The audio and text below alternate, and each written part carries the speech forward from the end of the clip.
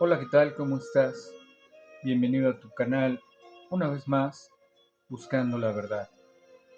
En esta ocasión te traigo un tema grandísimo que he dividido en 5 secciones, por lo mismo que está enorme de poder llevar hasta ti, sobre todo de analizar, comprender y poder empaparnos de este punto de vista que hoy te presento desde el ángulo judío. Esto lo he titulado Descodificando la realidad. De verdad te invito a que veas toda la conferencia, los programas que voy a estar subiendo, porque aquí nos va a volar la cabeza con esta información que te llevo hoy. Primero que nada quiero comentarte y compartirte que para poder entender esto probablemente tengas que ver el video más de una vez, pausarlo, regresarlo, analizarlo a profundidad, compaginarlo. ¿Por qué? Porque es el resultado de mucho tiempo de investigación y no solo mío. Quiero decir, esto no es completamente mío. Te lo traigo más bien desglosado para poder comprenderlo más ampliamente. Pero para ello tenemos que utilizar muchas cosas, principalmente la mente. Tener una mente receptiva, tener una mente abierta para poder comprender toda esta información que hoy te voy a compartir. Porque no solo vamos a ver cosas de la Biblia, vamos a ver cosas del Zohar, del Talmud, de la Cábala, del lenguaje hebreo, de esa ideología hebrea, y vamos a ir haciendo comparaciones, vamos a ir haciendo símiles de programación predictiva que nos vienen dando a través de las películas y que nosotros lo vemos pasar en el cine como algo tan normal, tan tranquilo, es fantasía, y sin en cambio ya se nos viene hablando aquí de muchísimas cosas, pero eso es lo importante ahorita, de llegar al punto de comprender lo que es estar con la mente receptiva, abierta, despierto y en otra vibración para poder ser sal y luz. Entonces, el día de hoy traigo una gran verdad desde el punto de vista judío y ofrezco una disculpa si en algún momento pronuncio mal un término hebreo. Hoy veremos cómo se enlaza la realidad de la cábala, la Torá y el alefato hebreo y la gematría. Esta información se la debemos a Raúl Durán. Este conocimiento no es tan fácil de digerir, ya se los platiqué. Se requiere de un previo conocimiento o en su defecto mente abierta. Muchas de las personas que siguen este canal, bueno, tienen alguna noción sobre la Biblia y eso nos va a ayudar mucho más, pero si no, en cualquier momento puedes checar la información directamente en Google. La información a compartir es el resultado de años de estudio en diversos campos, por parte de Raúl Durán y también de un servidor, quien hoy nos comparte de esto y a su vez iremos entrelazando con el cristianismo y la Biblia, la Tanaj, la Torá. Primero diremos que el hebreo es con lo que se programa la tecnología de la realidad, es decir, esta realidad está constituida y fabricada de una manera muy particular, muy particular, que tiene mucho que ver con una programación de ordenador. Esta realidad que nosotros estamos viviendo ahorita es muy similar a programar un programa de computación, perdón la redundancia. Voy a tratar de ser lo más claro posible. Y ahí el lenguaje hebreo es fundamental porque es el idioma de la computación cuántica de esta realidad. Es como se programa. Bien, primero iniciaremos por preguntar y responder qué es la Kabbalah. Kabbalah literalmente viene del verbo hebreo lekabel, que significa recibir. Literal. Ahora, Kabbalah significa recepción. Sustantivo. Recepción. ¿La recepción de qué? Pues de un conocimiento, de una sabiduría.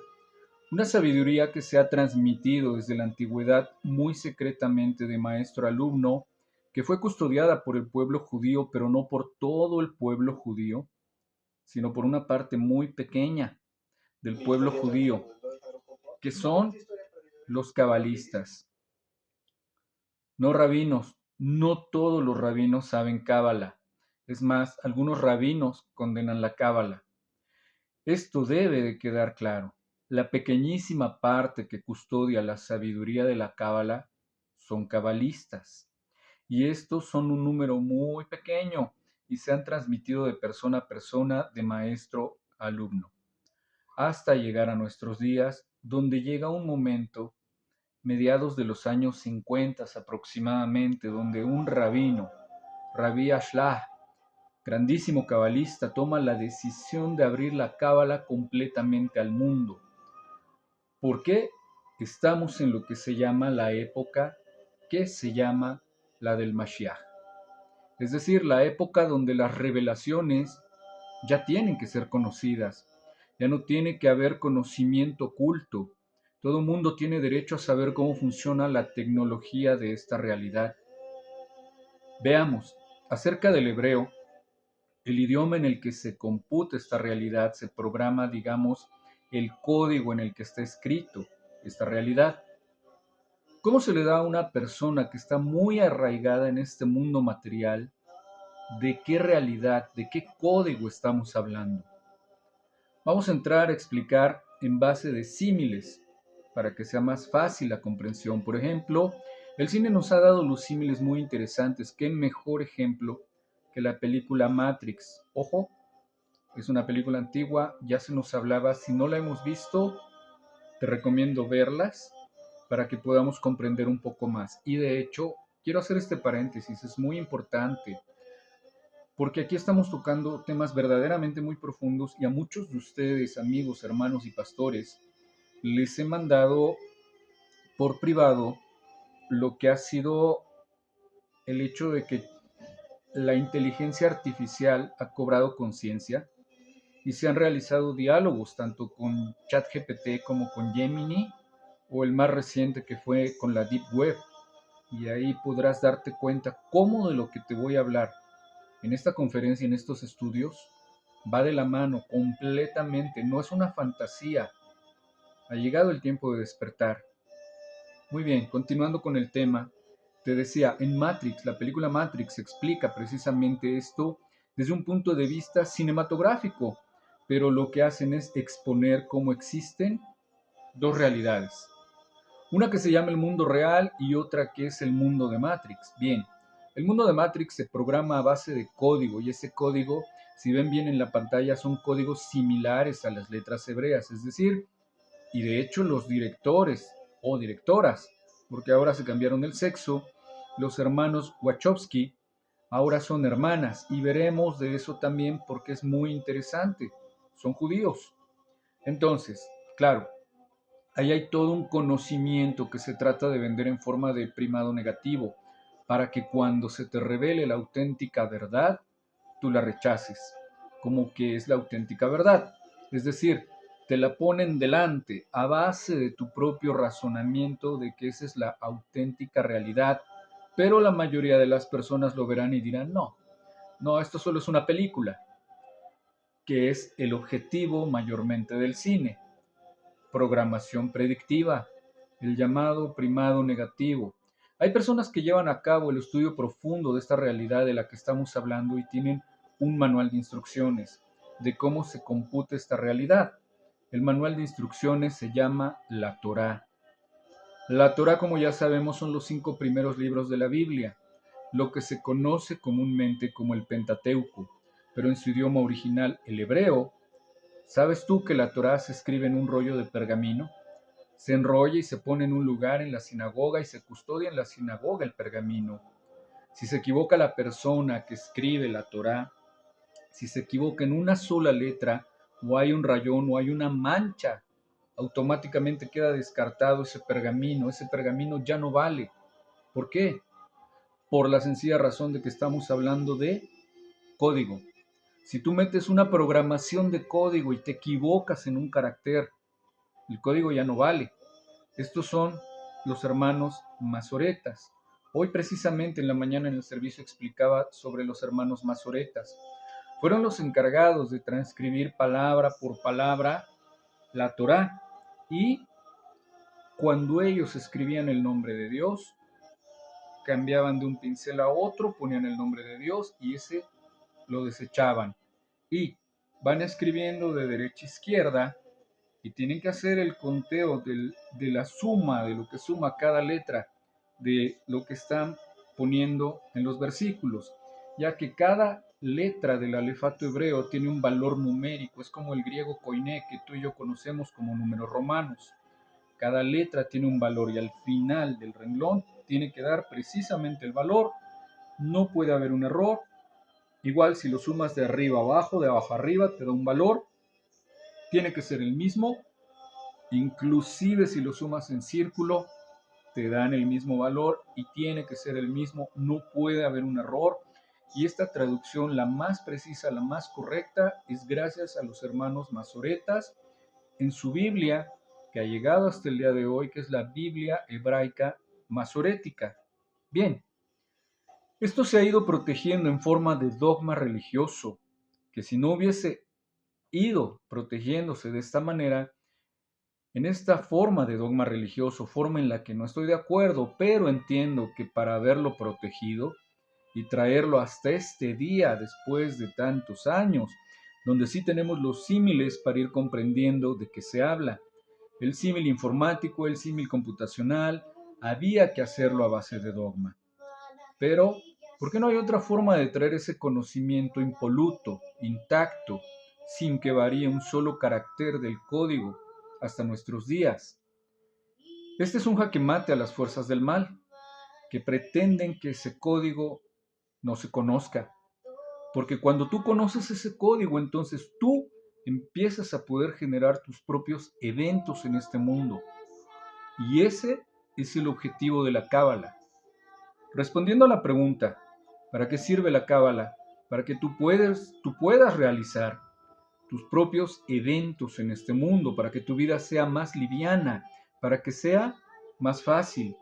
Dentro de la palabra cábala en hebreo está la palabra kal.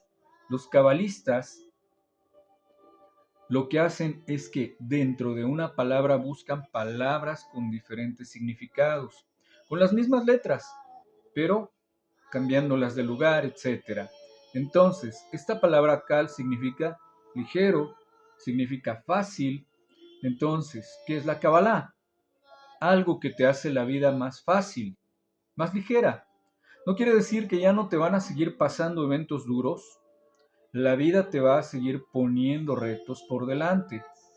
Los malos momentos vienen solitos. Los buenos momentos son los que hay que ir a buscarlos. Pero cuando te venga un momento desafiante, tú vas a poder vivirlo más fácil porque tienes un conocimiento que te hace entender cómo funciona esta realidad. Ya iremos profundizando. Y que todo tiene un propósito. Ojo, a los hijos de Dios, todo les ayuda para bien. ¿Te suena? Todo tiene un propósito. Aquí seguimos enlazando Cábala, Torá, Nuevo Testamento o a lo que es igual, cristianismo. En hebreo se dice Gamsule Tová. Todo es para bien. Todo es para bien. Aunque parezca mal aparentemente. Entonces la cábala sirve para protegerte de malos pensamientos que te hagan caer en el desánimo y que te hagan perder la fe en que tú tienes un poder en el mundo. Ya lo había hablado en Jueces también. Bien, pero que tu poder es simplemente la canalización a través tuyo de toda la energía del Creador. Porque el único objetivo que tiene esta vida es que seas feliz. Esa es la cábala. Bien, volviendo a los símiles, hablando de la película de Matrix y haciendo el símil, hay una realidad y luego está el mundo ficticio, que es el que esos códigos crean, llamado Matrix. Entonces, ¿esto no es el mundo real? Ok, ¿esto no es la realidad? Veamos la respuesta tan simple en una porción de la Torá. Para quien dice que la Biblia no responde todo, a esto en cristianismo le llamamos escudriñar. Esta porción lo explica de manera muy simple y descodificada, que viene del hebreo original, y la vamos a descodificar para que todo el mundo lo entienda. Hemos escuchado muchas veces que vivimos en un sueño, que la vida es un sueño, Calderón de la Barca, que el vivir es morir y que el morir es despertar. No estoy seguro, pero creo que es anónimo. La vida es sueño, bien. Muchos autores a lo largo de la historia nos han dicho que en realidad esto es un sueño. Bueno, en la Torá se habla de que José, el personaje bíblico José, que fue vicefaraón de Egipto, hijo de Jacob, tuvo un sueño y que era experto en la interpretación de sueños. Entonces, ¿cómo lo dice la Torá? ¿Cómo lo dice el hebreo de la Torá? Dice, Yosef Halom Halom, es decir, José soñó un sueño. Yosef, José, Halom, soñó, Halom, un sueño. Bien, bastaría que dijera José soñó o José tuvo un sueño. No. Y te dice, Yosef soñó un sueño, literal. ¿Para qué esa redundancia? La Torá no gasta palabras en vano. No hay ni una de más ni una de menos. Y la respuesta es que es un código que significa que existe dentro del alma. Yosef simboliza el alma. Y dentro del alma existe la capacidad de soñar, pero es que dentro del sueño existe otro sueño. Es decir, es una sucesión de sueños, respondiendo a la pregunta, ¿este mundo es real? Tampoco lo es. No hay nada real. Todo es un sueño dentro de un sueño. Y la salida de ese proceso de soñar, dentro de soñar, solamente es posible a través de la evolución de conciencia, que finalmente te llevará a que te integres a la fuente, al creador, al eterno. Y ahí dejarás de soñar. Eso también te lo dice Matrix. Bien, veamos, ¿qué es la fuente? ¿El creador? ¿Dios? ¿Jesucristo? ¿Alá? ¿Buda? Da igual la religión, todos hablan de una fuente, de ente, de una energía creadora. Sí, una inteligencia. La fuente es una inteligencia que tiene la capacidad de lo eterno, que tiene la capacidad de hacer todo y de crear todo sin absolutamente ninguna limitación de nada.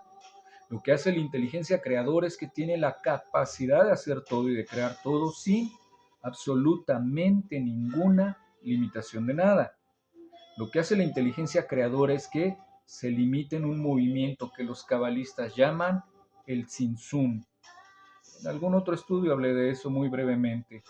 Es decir, como la fuente no tiene límite, yo le pongo un límite artificial dentro de un entorno artificial. Vamos a llamarle el primer entorno artificial. Los cabalistas lo llaman el Tzimtzum Halef y se retrae. Crea un entorno, me retraigo. El Tzimtzum es retraerse, me retraigo y genero un espacio. Entonces, en ese espacio que se generó, ahí genera una realidad, pero es que dentro de esa realidad, ahí me vuelvo a retraer y genero otra realidad, Tzimtzum Bet, es decir, el segundo Tzimtzum, la segunda retracción dentro de la primera retracción. El objetivo de la fuente, dicen los sabios, es conocerse a sí misma, es recrearse, es jugar. Por eso lo más bonito que se puede hacer en este mundo es recrearse, jugar, ser feliz, jugar a vivir la vida. La vida es un juego, la vida tiene un objetivo que es la dicha, joy en inglés, y Shimha en hebreo, que Shimha son las mismas letras de Mashiach, pero cambiadas, ¿comprenden? Es decir, ¿qué es Shimha? ¿Qué es Mashiach? Es cuando encuentras tu Shimha, cuando encuentras tu estado de felicidad interior. No importa lo que pase en el exterior. ¿Por qué? Porque has entendido que estás en conexión directa con la fuente. y eres la fuente en una porción. De ahí el nombre cristiano. Cristiano, Cristo, ungido, anos, pequeño, pequeño ungido. ¿Nos vamos dando cuenta cómo se entrelaza todo esto? Bien, vamos a continuar. Y eres la fuente en una porción, en un fractal, pero eres la fuente está en ti o tú en la fuente, da igual. Veremos de esto que ya había gente que sin ser cabalista, cristiana, católica, ya tenía este conocimiento, lo veremos un poquito más adelante. Eres parte del todo y dentro llevas la chispa divina del Creador o Espíritu Santo. Y aquí volvemos a ver cómo judaísmo y cristianismo de diferente manera tienen el mismo conocimiento. Hasta aquí en esta introducción, y en el siguiente capítulo veremos de numerología, gematría y el poder de las letras hebreas. Te invito, de verdad, a que termines toda esta conferencia porque tiene un conocimiento enorme, un conocimiento grandísimo. Te pido no saques conclusión hasta no terminar de verlo. Esto solamente una vez en la vida. Y literal, aquí también diría yo, la Biblia nos reta y en esto que estamos llevando ahorita hasta ti el día de hoy, vendría muy ad hoc el decir, el que tenga oídos que oiga y el que tenga entendimiento que entienda. Aquí reafirmamos la parte que decía nuestro Cristo bendito, la verdad os hará libres. Termínalo de ver y te aseguro que vas a entender de qué te va a hacer libre esa verdad, ese camino y esa vida. Muchísimas gracias. Hasta aquí el día de hoy. Estaré subiéndolo constante, ya que está largo, pero está buenísimo. Que Dios te bendiga. Te deseo lo mejor, que tengas la mejor de las semanas. Dios contigo. Y seguimos llevándote con mucho cariño todos estos estudios para que sean de luz, para que sean de progreso, para que sean de bendición. Hasta la próxima. Shalom.